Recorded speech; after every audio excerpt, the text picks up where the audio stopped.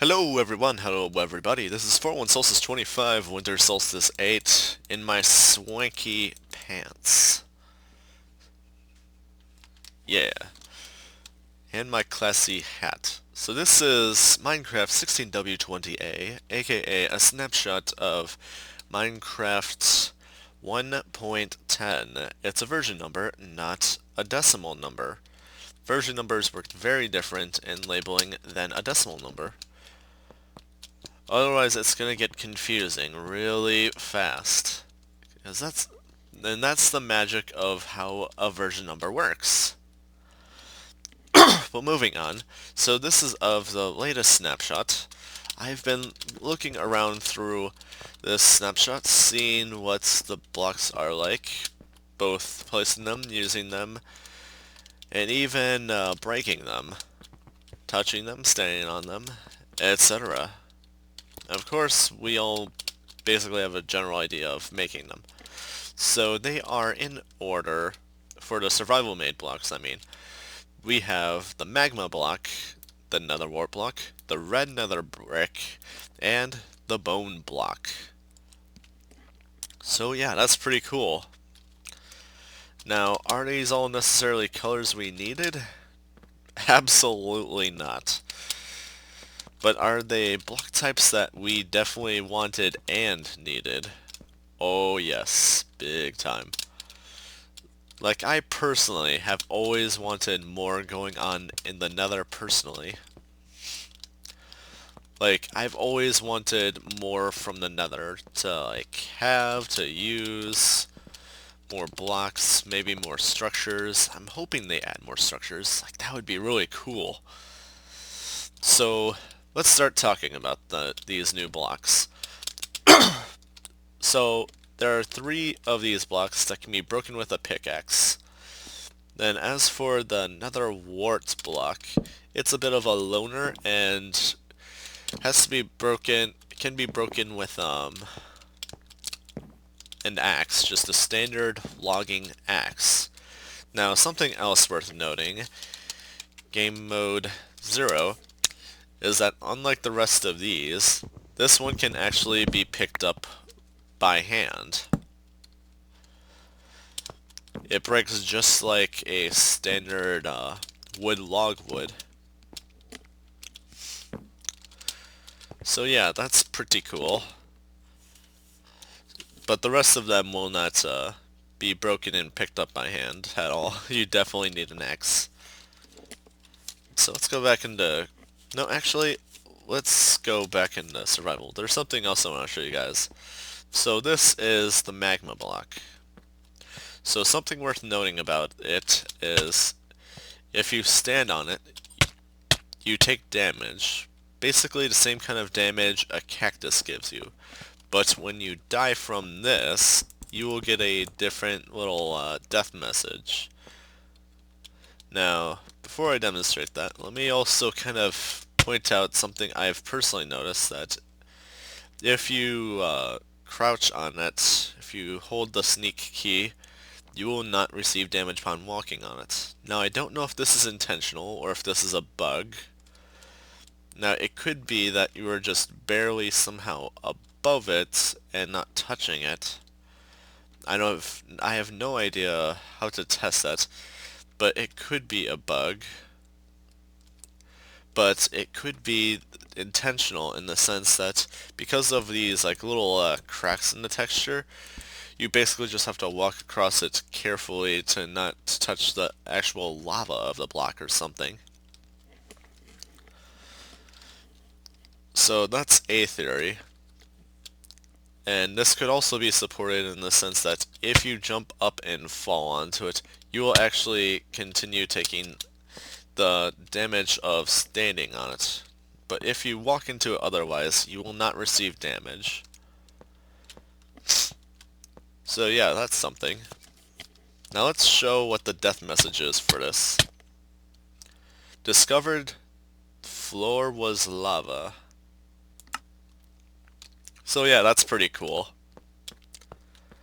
That was very cool of a death message. I personally enjoyed it. I don't know about anyone else. Well, I guess let's talk about this.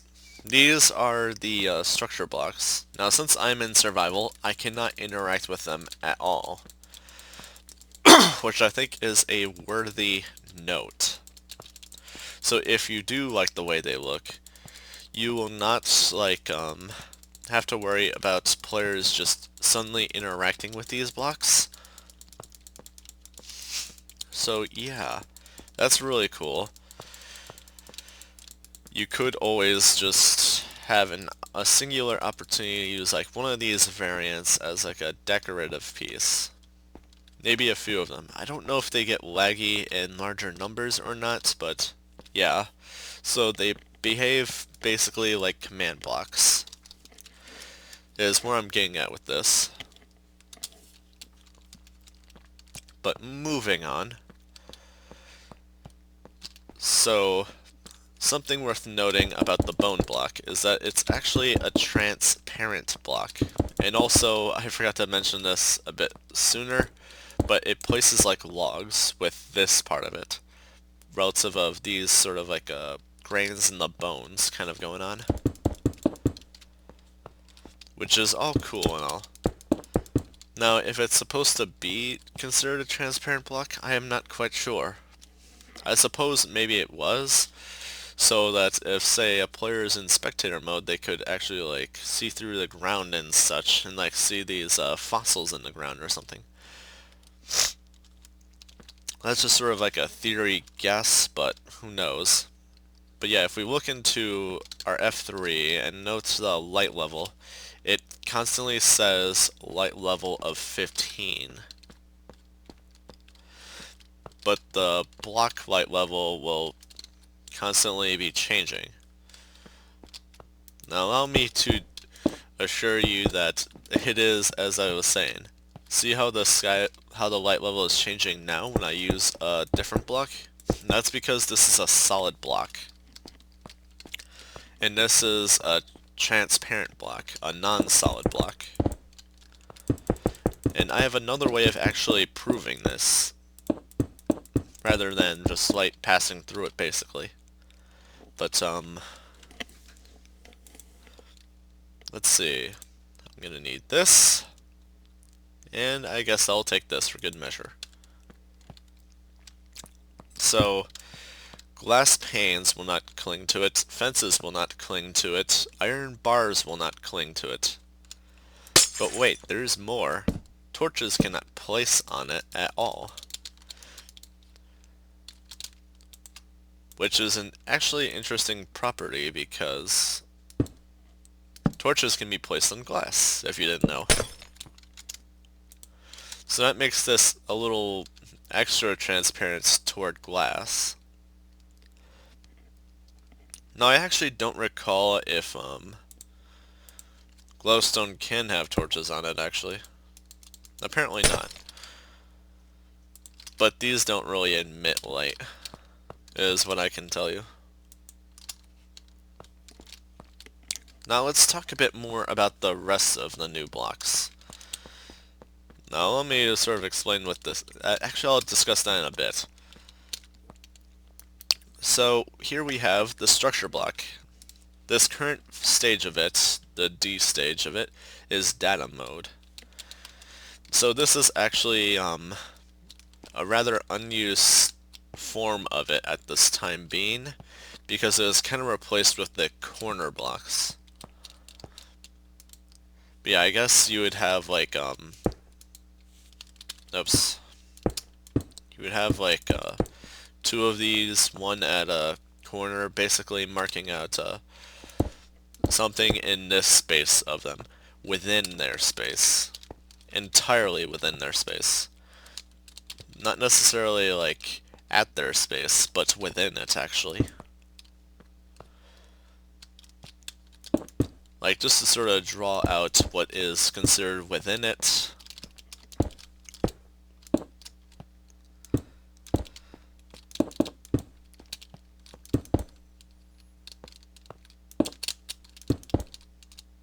It's basically something along the lines of this. Minus these holes I left in.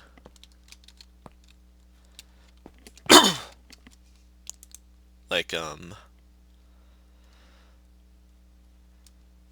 see, where is it? Let's go yellow. Like, minus these spaces. So that just leaves this middle part being within them.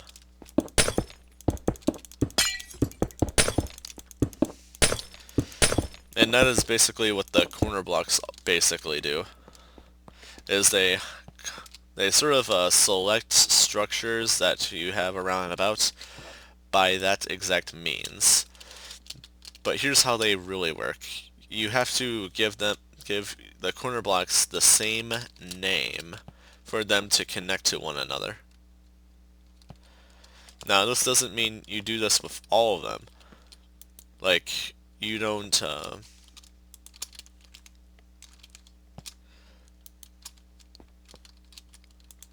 I did not press control. You don't do, this with every single one with this exact same name as this one.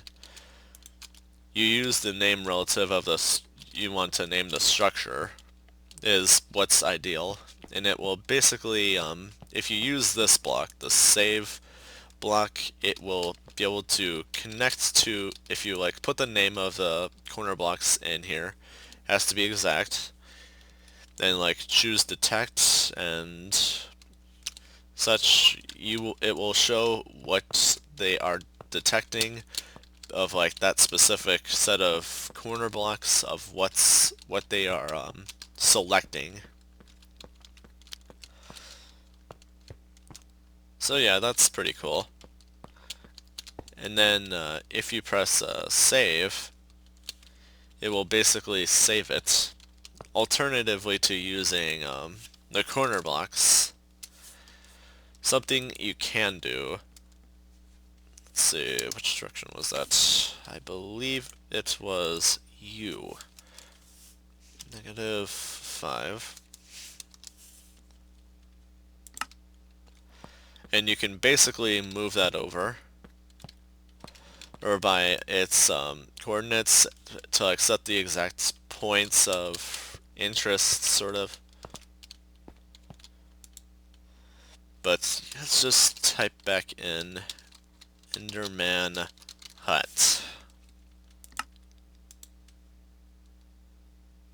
Detect.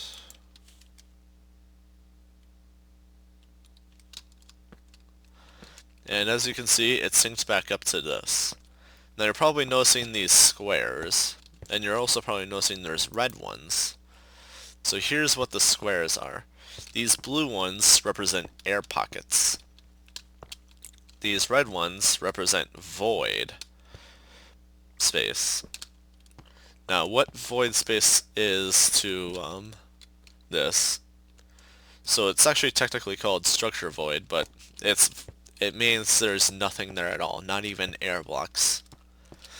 Now air blocks could be at there, assuming there's air blocks wherever this is pasted into. But otherwise, like let's say we shove it in this, which I've actually done ahead of time. It put the blocks that was here previously in no space. So that's how that works. And they place like standard blocks, really. You do have to find like the right sides and hit boxes to place them. Now you can only really see these visually without putting your cursor over them inside of these selected spaces. Now let's talk a little bit more about these. So with the load block, not only can you paste them inside of things essentially, but you can adjust where they're being sent to. You can turn them, you can flip them, and more. Well, mostly just turn them and flip them. Now, I don't know what this one actually does. I think that flipped it upside down, but let's test that. That's like the one thing I haven't tried with it. Oh, that's not saved yet. So that's something to note about this current time. If you save a structure, it's not just already saved from previously. It will actually be,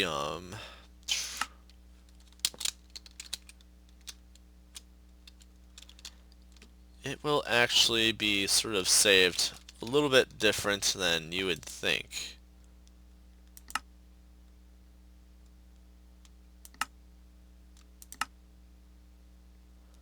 I really don't know what this and the two arrows mean.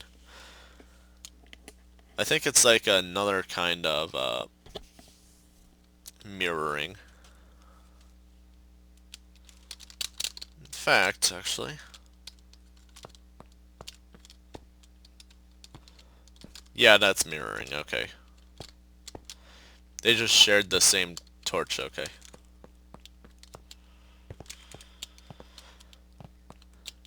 So yeah, that's how that is.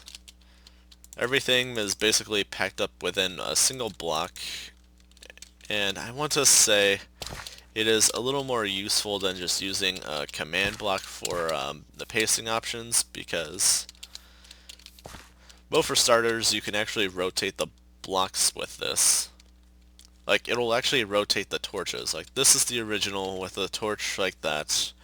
This is just it pasted regularly, as well as that. The torch is on a different side in this case, though. Like, it's on the left side here, it's on the right side here. And this is just a mirror of that. And as you can see, it's rotated this way, and these torches are that way. So it does a pretty decent job of rotating. It'll also take note of directions of logs and stairs, which is also pretty cool and helpful. So there's a lot of good pasting opportunity with that.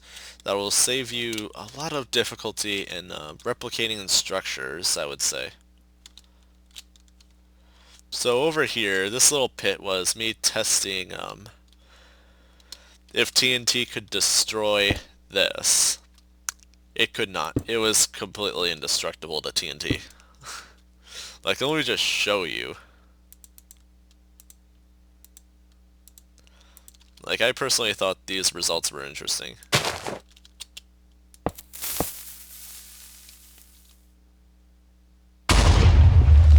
So, in this case scenario, the TNT was inside of this when it was ignited, and thus the damage exerted from it was absorbed by this little piece itself, making everything else receive no damage. Now, of course, that's very different than if the TNT were to explode right here.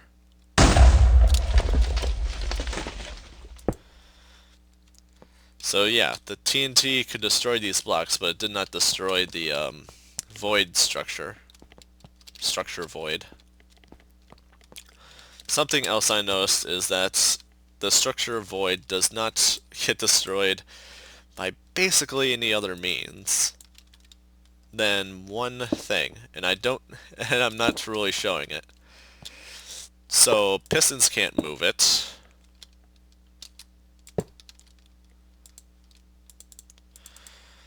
Let's see here. Water cannot move it.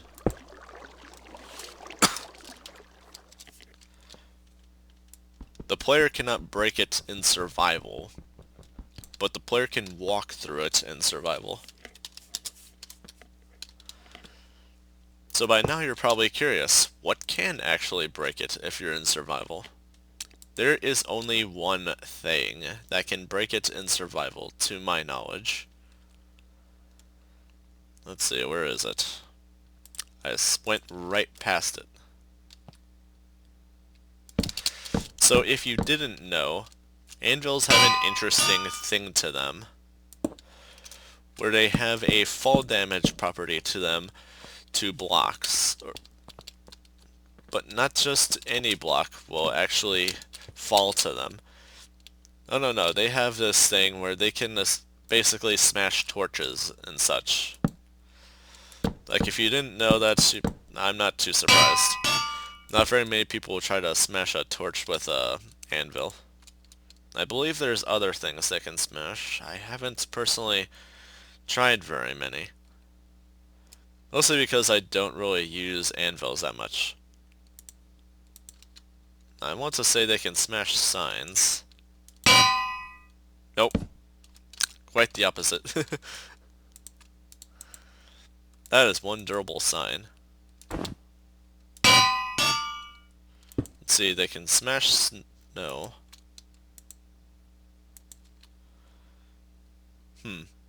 Some of this I really haven't tested. I'm actually a little... What?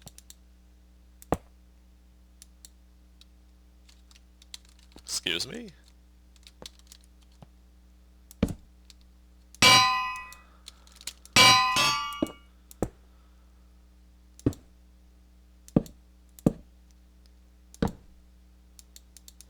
Well, that's an interesting fact. I did not know about this. You cannot place a ladder on the side of nether wart blocks. That's actually interesting. I had no idea.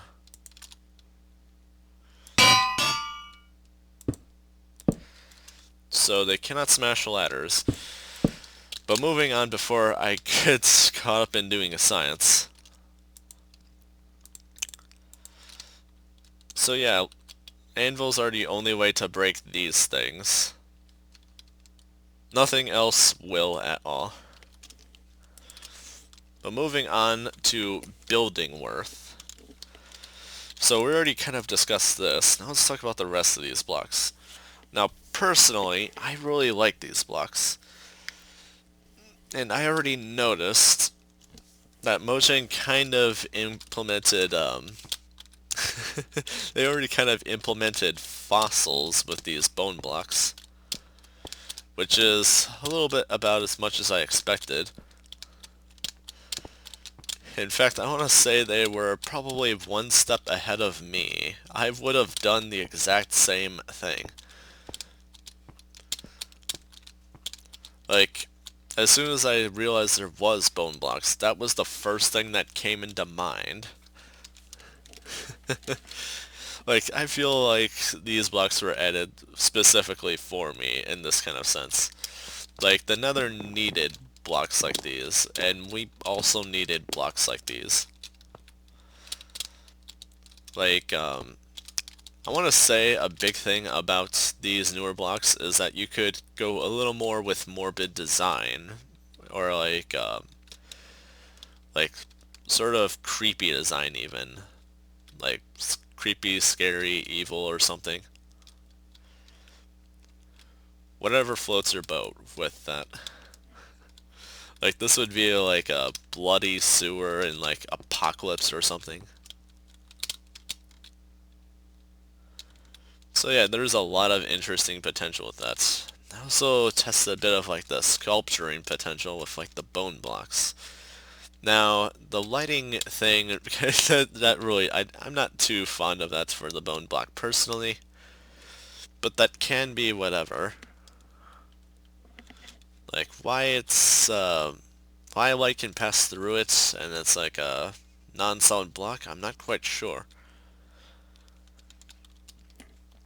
But one thing I want to mention, the one thing you probably don't want to do as much of with these new blocks is building them for the sake of color combination.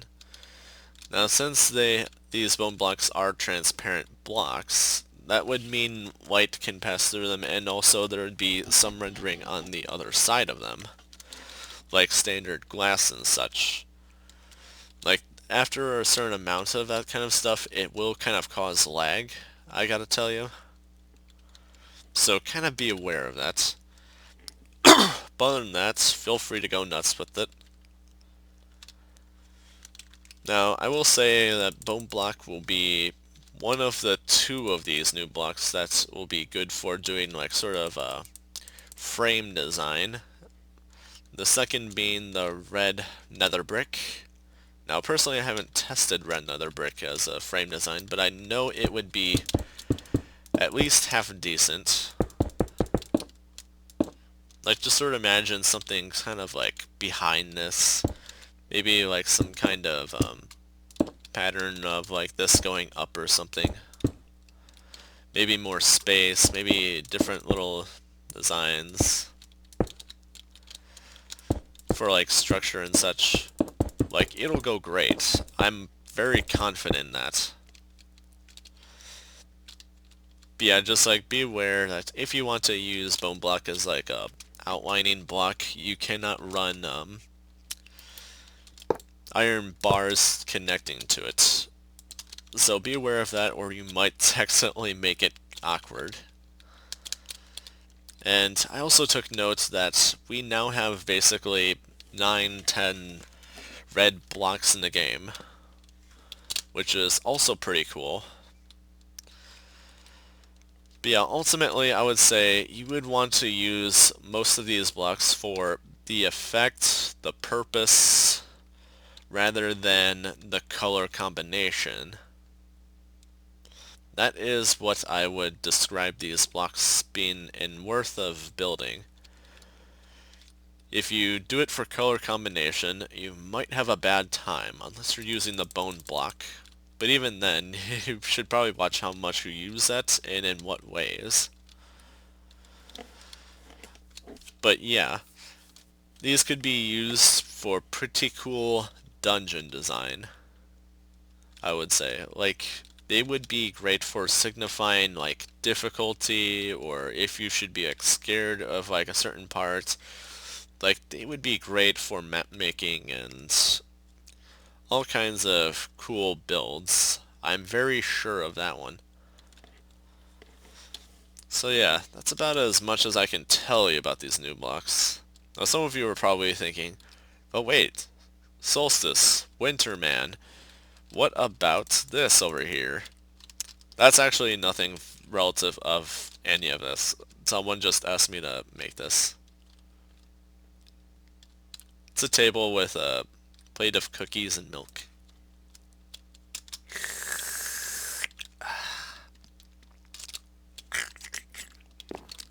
But anyway, thank you so much for watching. Hope you all learned something. Hope you all enjoyed. I'm 41 Solstice 25, Winter Solstice 8. Fancy Pants Solstice 8. Oh. But have a good day, and bye-bye.